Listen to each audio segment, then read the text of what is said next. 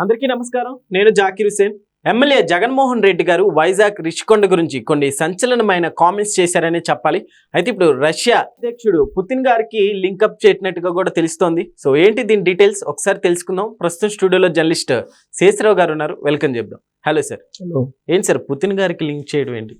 So రిషికొండకు సంబంధించినటువంటి అంశంలో ప్రస్తుతం ఉన్నటువంటి ప్రభుత్వం తర్జన భర్జన పడుతుంది. దాన్ని ఏం చేయాలి, ఎలా చేయాలి అనే దాని మీద మంత్రుల కమిటీ కూడా వేశారు. కమిటీ రిపోర్ట్ కూడా చంద్రబాబు నాయుడు గారికి రీసెంట్గానే ఇచ్చారు. బహుశా త్వరలోనే ఏం చేయాలి రిషికొండని అనే దాని మీద నిర్ణయం తీసుకునే అవకాశం ఉంది. ఈ లోపుగా జగన్మోహన్ రెడ్డి గారు ఒక సంచలనమైనటువంటి అంశాన్ని బయటకు తీసుకొచ్చారు. ఏంటి అని అంటే, రిషికొండ ఎందుకు నిర్మించారు అని అంటే, రష్యా అధ్యక్షుడు పుతిన్ లాంటి వాళ్ళు వస్తే విడిది చేయడానికి ఉపయోగపడుతుందని చెప్పి సరికొత్త ఒక ఆలోచనని, లేదంటే ఆయనలో లోపల ఉన్నటువంటి ఆలోచనని బయట పెట్టారు. అసలు యాక్చువల్ రిషికొండని ఎందుకు నిర్మించారు అనేటువంటి స్పష్టత ఇప్పటివరకు లేదు. కొన్ని అంశాలకి ఆంధ్రప్రదేశ్లో స్పష్టత దొరకట్లేదు గత కొన్ని సంవత్సరాలుగా కూడా. వాటిల్లో ఒకటి, రిషికొండ నిర్మాణం ఎందుకు చేశారు, రెండు, వివేకానంద రెడ్డిని ఎవరు చంపారు, కోడికత్తి కేసు సంబంధించి ఎవరు అసలు నిందితుడు ఎవరు, తర్వాత గులకరాయికి సంబంధించినటువంటి ఎపిసోడ్కి ఎవరు దానికి, ఇట్లాంటి అన్నిటికీ సమాధానాలు లేనటువంటివి చాలా ఇన్సిడెంట్స్ ఉన్నాయి. సార్ ఆయన పుతిన్ గారు అసలు వైజాగ్ ఎలా వస్తారనుకున్నారంటే, అసలు ఏ ఉద్దేశంతో రష్యా అధ్యక్షుడు పుతిన్ ఎందుకు గుర్తొచ్చాడో జగన్మోహన్ రెడ్డి గారికి అర్థం కావట్లేదు ఇన్ని సంవత్సరాల తర్వాత. ఇప్పుడు పైగా రిషికొండని నిర్మించినటువంటి ఇదే దాదాపుగా 530 కోట్లు అని చెప్పి ప్రభుత్వం చెప్తోంది. ఆన్ రికార్డ్ ప్రభుత్వ రికార్డ్స్లో ఉన్నదాన్ని చెప్తున్నారు. ప్రభుత్వం చెప్తోంది 530 కోట్లు కాదు, అది 240 కోట్లేనని చెప్తున్నాడు ఆయన. 240 కోట్లు పెట్టి నేను కట్టించాను, అందమైనటువంటి రాజభవంతిని కట్టించాను అని చెప్పి ఆయన వ్యాఖ్యానించారు. ఎప్పుడు వ్యాఖ్యానించారు, ఏ సందర్భంగా వ్యాఖ్యానించారంటే, మెడికల్ కాలేజీలకి పీపీపీ మోడ్ని వ్యతిరేకిస్తూ ఆయన 1,04,00,000 సంతకాలు చేసి ఆ 1,04,00,000 సంతకాలని గవర్నర్కి అందించేటువంటి కార్యక్రమం చేశారు. గవర్నర్ని కలిసి బయటకు వచ్చిన తర్వాత మీడియాతో మాట్లాడుతూ రిషికొండ గురించి ఆయన ప్రస్తావించారు. జర్నలిస్టులు అడిగినటువంటి ప్రశ్నకు ఆయన రిప్లై ఇచ్చారు. ఓకే, రిషికొండని నేను అద్భుతమైన రాజప్రసాదం కింద 240 కోట్లతో కట్టించాను, అది పుతిన్ లాంటి రష్యా అధ్యక్షుడు వచ్చినప్పుడు విడిది చేయడానికి ఉపయోగించుకోవచ్చు అనేది. అంతటితో ఆగిపోయారు. ఆ తర్వాత బహుశా ఇప్పుడు పుతిన్, లేదంటే అమెరికా అధ్యక్షుడు ట్రంప్, లేదంటే ఉత్తర కొరియా అధ్యక్షుడు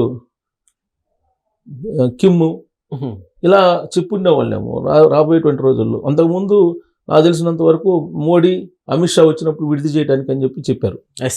దానికంటే ముందు ఇది పర్యాటక దానికి ఉపయోగపడుతుందని చెప్పారు. పర్యాటకకు సంబంధించినటువంటి వాళ్ళు విడిది చేయడానికి ఉపయోగపడుతుందని చెప్పారు. జాతీయ అంతర్జాతీయ స్థాయిలో లీడర్లు వస్తే దాన్ని విడిది చేయడానికి అని చెప్పి చెప్పారు. దానికంటే ముందు టూరిజం ఆధ్వర్యంలో నిర్మించారు. టూరిజంకు సంబంధించినటువంటి విడిది కేంద్రంగా ఉపయోగపడుతుందని చెప్పారు. అసలు దాన్ని ఎందుకు కట్టారు అనేది కూడా అఫీషియల్గా చెప్పలేని పరిస్థితుల్లో వైఎస్ఆర్ కాంగ్రెస్ పార్టీ ఉంది. అది పబ్లిక్కి తెలుసు.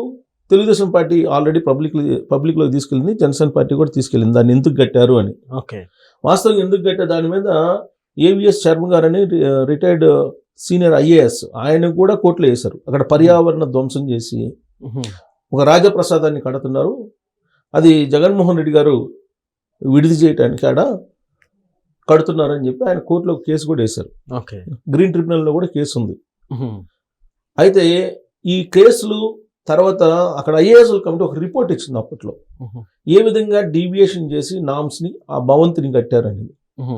ఇలాంటి పరిస్థితుల నడుమ లీగల్గా ఫైట్ చేయాల్సి వస్తుందనేటువంటి ఉద్దేశంతో దాన్ని గోప్యంగా ఉంచారు. అయితే దాని ఓపెనింగ్ మాత్రం చేశారు ఎన్నికలకు ముందు, 2024 ఎన్నికలకు ముందు దాన్ని ఓపెన్ చేశారు. ఓపెన్ చేసిన సందర్భంగా ఎవరెవరు, గుడివాడ అమర్నాథ్, తర్వాత రోజా గారు, వీళ్ళందరూ మాజీ మినిస్టర్స్, వీళ్ళందరూ అక్కడ కనిపించారు. వాళ్ళు అక్కడ ఓపెనింగ్ వెళ్ళగానే ఆ రాత్రి ఏదో నరబలి ఇచ్చారని చెప్పేసి కేఏ పాల్ గారు వెళ్ళారు. మరుసటి రోజు కేఏ పాల్ గారు వెళ్ళి అక్కడ నరబలి ఇచ్చారు, నాకు మొత్తం చూపించండి అని చెప్పి హడావుడి చేశారు. అలాంటి పరిస్థితుల నడుమ 2024 ఎన్నికలు వచ్చినాయి. 2024 ఎన్నికల్లో కూటమి ప్రభుత్వం గెలిచింది. 11 స్థానాలకి జగన్మోహన్ రెడ్డి గారు పరిమితం అయ్యారు. Yes sir. దీంతో రిషికొండని ఏం చేయాలి అనే దాని మీద ఎవరికి అర్థం కాల. అసలు రిషికొండని ఎలా కమోడ్ కట్టడానికి 25 లక్షలు ఖర్చు పెట్టారు అనేది అప్పట్లో వచ్చిన న్యూస్. సరే, పవన్ కళ్యాణ్ గారు వెళ్ళి ఈ మధ్యకాలంలో విజిట్ చేశారు. ఆ విజిట్ సందర్భంగా కప్పులో ఆ పై కప్పు నుంచి ఒక పెచ్చ రాలి పడిందని కూడా అప్పుడు న్యూస్ వచ్చింది. ఇది సరే, ఇదంతా మ్యాచ్ ఫిక్సింగ్ అనేది వైఎస్ఆర్ కాంగ్రెస్ పార్టీ వాళ్ళు చెబుతున్నారు. సరే, దాన్ని ఏం చేయాలి అనే దాని మీద అయితే ఒక నిర్ణయం తీసుకోవాలి కదా. దాన్ని అయితే కూల్చేయలేరు కదా. జగన్మోహన్ రెడ్డి గారు ప్రజావేదికను కూల్చేసినట్టు ఇప్పుడు 530 కోట్లు పెట్టిన దాన్ని కూల్చేస్తే ప్రజలు ఒప్పుకోరు. సరే, అక్కడైతే 9 కోట్లు పెట్టి కట్టించిన ప్రజావేదికను అమరావతిలో కూల్చేశారు జగన్మోహన్ రెడ్డి గారు 2019 అధికారంలో రాగానే. ఆయన చేసిన పని చంద్రబాబు నాయుడు గారు చేయలేరు. సో కాబట్టి దాన్ని ఏం చేయాలనే దాని మీద కమిటీ చేశారు. మంత్రుల కమిటీ నివేదిక ఇచ్చారు. కందుల దుర్గేష్ పర్యాటక శాఖ మంత్రి ఆధ్వర్యంలో వాళ్ళు ఇచ్చినటువంటి రిపోర్ట్స్లో అనేక మంది అభిప్రాయాలు కూడా తీసుకున్నారు ఏం చేయాలి దాన్ని అనేది. ఇప్పుడు ప్రస్తుతం గవర్నర్ గోవాకు ఉన్నటువంటి అశోక్ గజపతిరాజు గారు ఒక సలహా ఇచ్చారు. తర్వాత అయ్యన్న పాత్రుడు గారు ఒక సలహా ఇచ్చారు, దాన్ని పిచ్చి ఆసుపత్రి చేయమని చెప్పి. అయితే మంత్రుల కమిటీకి అలాంటిది ఇవ్వలేదు. కానీ మంత్రుల కమిటీ ఇచ్చిన సూచనలు ఏంటంటే ఈ తాజ్ లాంటి హోటల్స్ అడుగుతున్నాయి. డాల్ఫిన్, రామోజీరావు గారి డాల్ఫిన్ హోటల్స్ అది కూడా లీజ్కి అడుగుతుంది. ఇలా కొంచెం అంతర్జాతీయంగా జాతీయంగా పేరు మోసినటువంటి ఈ హోటల్స్ గ్రూప్ ఆఫ్ హోటల్స్ ఉంటాయి కదా, అవి అడుగుతున్నాయి లీజ్ కింద అని చెప్పి సజెషన్ చేస్తున్నారు. అది కాకపోతే కనుక ఐటీ కంపెనీలు ఉన్నాయి, ఐటీ కంపెనీలకు సంబంధించి ఏదైనా కాన్ఫరెన్స్ హాల్స్ పెట్టుకోవడానికి అలా ఏమైనా అలర్ట్ చేయొచ్చా అనేటువంటి రకరకాల సలహాలు ప్రజల నుంచి తీసుకున్నారు. కూడా ప్రజలకు ఓపెన్గా ఒక మెయిల్ అడ్రస్ కూడా ఇచ్చారు, వెబ్సైట్ దాంట్లో ఇచ్చారు. దాంట్లో కూడా ప్రజల్ని అభిప్రాయాలు తెలియజేయమన్నారు. అవన్నీ క్రోడీకరించిన తర్వాత ఒక రిపోర్ట్ చంద్రబాబు నాయుడు గారికి ఇచ్చారు. బహుశా నేను అనుకుంటే కొత్త సంవత్సరంలో కొత్త నిర్ణయం చంద్రబాబు నాయుడు గారు తీసుకుంటారు దాని మీద. అయితే ఇప్పటి వరకు దాని నిర్ణయం తీసుకోలేకపోయింది ఈ ప్రభుత్వం. జగన్మోహన్ రెడ్డి గారు మాత్రం అది పుతిన్కి ఉంచండి అని చెప్తున్నారు. రష్యా అధ్యక్షుడు పుతిన్ లాంటి వాళ్ళు వస్తే మీరు ఉంచండి దాన్ని అన్నట్టుగా చెప్తున్నాడు ఆయన. చెప్తూ పెట్టినటువంటి ఖర్చు ఆన్ రికార్డ్ 530 కోట్లు ఉండేది 240 కోట్లు అంటున్నారు ఆయన. ఇప్పుడు ప్రజలు 240 కోట్లు నమ్మాలా లేదంటే 530 కోట్లు నమ్మాలా? ఈ కన్ఫ్యూజన్ చేసేసారు ఇప్పుడు జగన్మోహన్ రెడ్డి. అసలు కట్టుకున్నది దేనికి? ఆయన రెండోసారి మళ్ళీ అధికారంలోకి వస్తాము, 30 సంవత్సరాల పాటు తానే ముఖ్యమంత్రిగా ఉంటాను ఆంధ్రప్రదేశ్కి, కాబట్టి సముద్రానికి అభిముఖంగా ఈ ప్యాలెస్ని కట్టుకుంటే, రాజభవంతిని కట్టుకుంటే కనుక శాశ్వతంగా ఈ ఆంధ్రప్రదేశ్కి తన గుప్పెట్లోనే ఉంటుంది. ఆంధ్రప్రదేశ్ గుప్పెట్లో ఉండాలంటే కనుక సముద్రానికి అభిముఖంగా ఇలాంటి రాజప్రసాదంలో ఉండాలని చెప్పేసి అక్కడ ఉండేటువంటి విశాఖ ఒక స్వామీజీ చెప్పినటువంటి ఒక సజెషన్ మేరకు అది కట్టుకున్నారు. అందుకే ఎలక్షన్ ముందు ఆయన అక్కడికి అసలు షిఫ్ట్ కావాలనుకున్నారు. వాస్తు ప్రకారం అక్కడ షిఫ్ట్ అయితే మళ్ళీ గెలుస్తాడనేది ఆయన ఇచ్చినటువంటి సందేశంగా చెప్పారు అప్పట్లో స్వామీజీ. సరే, ఆ స్వామీజీ పోయాడు, ఇప్పుడు ఈయన ఓడిపోయాడు. ఇప్పుడు అక్కడ రాజప్రసాదం అయితే మిగిలింది.